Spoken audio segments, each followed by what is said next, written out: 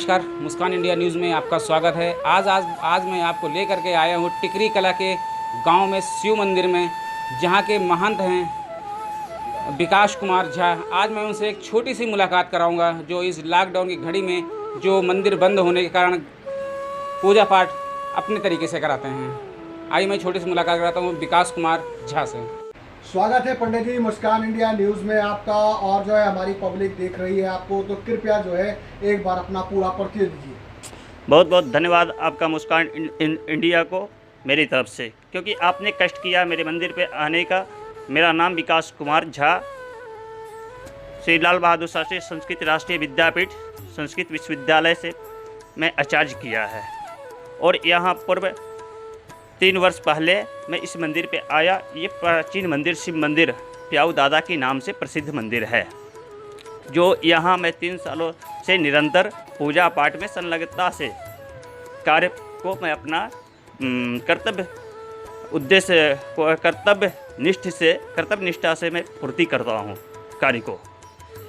अभी निरंतर 2 महीना से, जब से लॉकडाउन है तब से, इस कोरोना महामारी के अंतर्गत मैं नित्य ब्रह्म मुहूर्त में हवन का कार्यक्रम करता हूँ, जो नित्य इस कोरोना वायरस को ख़त्म करने के लिए ही, जैसे दुर्गा सप्तशती में इसके ऊपर मंत्र दिया गया है, इस कोरोना वायरस के ऊपर जो महामारी को कैसे समाप्त किया जा सकता है। तो पूर्व में ही अब दुर्गा सप्तशती के 12वें अध्याय में 12वें अध्याय में ये मंत्र है। 8वां मंत्र के रूप में जो है दिया गया है कि उपसर्गान शेषांशु महामारी समुद्भवान तथा त्रिविध मुत्पातम महात्म्यम समयन ममा। मतलब इस जो धरती लोक में, मृत्यु लोक में जो महामारी, जो ऐसी महामारी, ये बहुत सारे वायरस उत्पन्न हो रही है, उस महामारी को कैसे खत्म किया जा सकता है, उसके ऊपर पहले ही मार्कंडेय पुराण में जो है मार्कंडेय मुनि के द्वारा रचित मार्कंडेय पुराण में, उससे ही दुर्गा सप्तशती को निकाला गया। उस दुर्गा सप्तशती में ये श्लोक मंत्र जो है दिया गया है कि इस मंत्र की पाठ से, जाप से और दशांश हवन से इस वायरस को ख़त्म किया जा सकता है। तो इस मंत्र के द्वारा ही मैं, जब से लॉकडाउन है, आज 55वां दिन है, जो है 55 दिन हो चुका है। इस 55 दिनों से मेरा नित्य रोज हवन कर्म इस मंत्र के द्वारा किया जा रहा है, और इसके साथ में गायत्री का पाठ और उसका हवन, दशांश हवन किया जाता है। और पंडित जी सब गुण संपन्न हैं, और आप जो है बिहार में घर द्वार भी अच्छा है, अच्छे घर से हैं, पढ़े लिखे और शिक्षित भी हैं। क्या लगा आपको कि सभी समाज के कार्य छोड़कर भगवान की सेवा में शरण में आए? देखिए, भगवान की सेवा जो है सर्वोपरि है, क्योंकि हर एक मनुष्य का लक्ष्य जो होता है, वे लास्ट लक्ष्य जो है सभी का है मोक्ष की प्राप्ति, जो पुरुषार्थ चतुष्टय कहा गया है शास्त्रों में। पुरुषार्थ है धर्म, अर्थ, काम, मोक्ष। धर्म के अनुसार ही अर्थ की कामना करनी चाहिए। धर्म जैसी होगी वैसी अर्थ की प्राप्ति होगी। अर्थ का यहाँ मतलब है पैसा।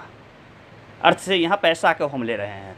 तो धर्म पहले, अब जैसे 4 वर्णाश्रम है, वर्ण व्यवस्था जो है 4 आश्रम है, उसमें ब्रह्मचर्य आश्रम जो है प्रथम वर्ष से लेकर के जन्म से 25 वर्ष तक के बच्चे को पूर्ण ब्रह्मचारी बन करके जो है अध्यापन में लगना चाहिए। उससे जो है धर्म जो जैसा धर्म होगा वैसा ही अर्थ की प्राप्ति होगी, और अर्थ से काम की प्राप्ति होगी। और काम, धर्म, अर्थ, काम लास्ट जो है मोक्ष है। मोक्ष परम पुरुषार्थ के माना जाता है। परम पुरुषार्थ है मोक्ष। शास्त्रों में कहा गया है कि पुरुषार्थ चतुर्थ पुरुषार्थेषु परम पुरुषार्थस्य मोक्षः भवति। मोक्षः अंतर्गते एकविंशतिः दुःखः विनश्यति तर्हि मोक्षः नाष्टम भवति है। और ये भी कहा गया है कि श्रुतम हरति पापानि ही, मतलब श्रुति मतलब यहाँ वेद कहा गया है। श्रुति से वेद का लिया जाता है कि श्रुति से ही आपको पाप नष्ट होता है। तो मेरी कामना है कि समाज में जितनी वेद अध्ययन अध्यापन और वेद के पाठ मात्र से, जो श्रवण मात्र से व्यक्ति का जो पाप है वो कष्ट दूर होगा, तो पाप से ही कष्ट होता है, कष्ट स्वयं नष्ट हो जाएगी। और अभी तो ये वायरस जो है, जैसे इसका पाठ हम लोग करेंगे तो आप पे आप नष्ट हो जाएगा। यही संस्कृति कल्चर की जहाँ तक आप बात कर रहे हैं, संस्कृति क्या है? संस्कार से ही संस्कृति होती है। जब आप संस्कार की शिक्षा ही नहीं देंगे बच्चों को, तो फिर संस्कृति की कैसी कामना आप कर सकते हैं? क्या यहाँ पे संस्कार की बात करें, ये संस्कार कम हुए, ये संस्कृति कम हुई, इसलिए शायद ये महामारी आई, या क्या कुदरत का प्रकोप है? ये संस्कार कमी हुई। संस्कार की कमी होने के कारण जो है संस्कृति स्वयं आप जो है लुप्त होती जा रही है, जिसके कारण जो है ये महामारी कोई कृत्रिम नहीं है, जो अपने देश में और सारी दुनिया में जो कह रहे हैं राजनेता लोग कि ये कृत्रिम बनावटी है कोरोना वायरस। ऐसा कुछ नहीं है, क्योंकि ये तो प्राकृतिक प्रकोप है। ऐसा कृत्रिम अगर होता तो ये अभी जो अम्बन ये तूफान साइक्लोन जो आया है, बहुत 70 के लमसम में व्यक्ति मारे गए हैं, उड़ीसा बंगाल में तबाही मच गई है। क्या ये भी कृत्रिम था क्या?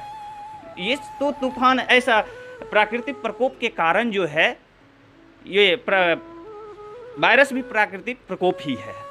और हम लोग का ये है कि पूर्व से फिर से जो है संस्कृति और संस्कार की ओर लौटना चाहिए, अपनी वेद की ओर लौटना चाहिए। देखिए, ब्राह्मण की एकता की जहाँ तक सवाल है, ब्राह्मण शुरू से ही एक बुद्धिजीवी प्राणी के रूप में अपने समाज को एकत्रित करके चलाने को समुचित रूप से जो है आगे बढ़ाया है। ब्राह्मण के रूप में चाणक्य को आप देखिए। हमारे यहाँ अभी प्रेजेंट टाइम में कुछ हम लोग बच्चे थे, एक नारायण बाबा थे, यूपी से देवराहा बाबा वे बहुत ही अच्छे सिद्ध पुरुष थे, जिन्होंने एकता को, ब्राह्मण को एक करके और कैसे समाज को आगे अग्रसर किया जाए, उन्होंने ये शिक्षा दिया। को देवराहा बाबा, नारायण बाबा, जो हम लोग के करपात्री जी महाराज हुए, और हमारे यहाँ उदयनाचार्य थे। बहुत ऐसे ब्राह्मण समाज में ऐसे विद्वान और ऐसे सिद्ध पुरुष हुए हैं जो हमेशा से ही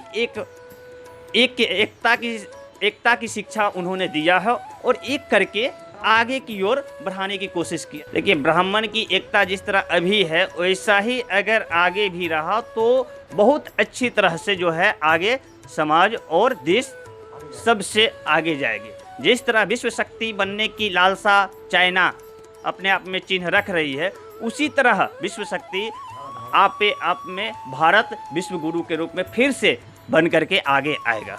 रही बात ब्राह्मण एकता, शुरू से है और रहेगा, ये कभी भी नष्ट नहीं किया जा सकता। भले कितना भी राजनेता और कूटनीति राजनीतिक इस पे चला जाए, क्योंकि शुरू से है, कुछ दिनों से जब से ये अपने देश में, अब क्या मानते हैं, संविधान जो है, आज के दिनों में संविधान को लेकर के आगे बहुत लोग आते हैं और उसमें जो कमी निकाल करके संविधान को नीच करके और उसमें जो अपनी चीज़ को उठाते हैं वे लोग, और ब्राह्मण को नीचा गिराना चाहते हैं। जब ब्राह्मण ही, बुद्धिजीवी ही, शिक्षित ही लोग नीचे जब गिर जाए, जब शिक्षक, देश की स्तंभ होता है शिक्षक ही छात्र को जिस तरह शिक्षा देगी, उसी तरह छात्र आगे चल के जो है देश को संभालेगा। अगर शिक्षक को, पंडित को, ब्राह्मण समाज को नीचे अगर आप गिरा रहे हैं, तो फिर कैसी कामना आप कर सकते हैं कि देश मेरा विश्व गुरु और विश्व शक्ति के रूप में उभरेगा? ऐसी कामना ही बेवकूफ़ी के रूप में है।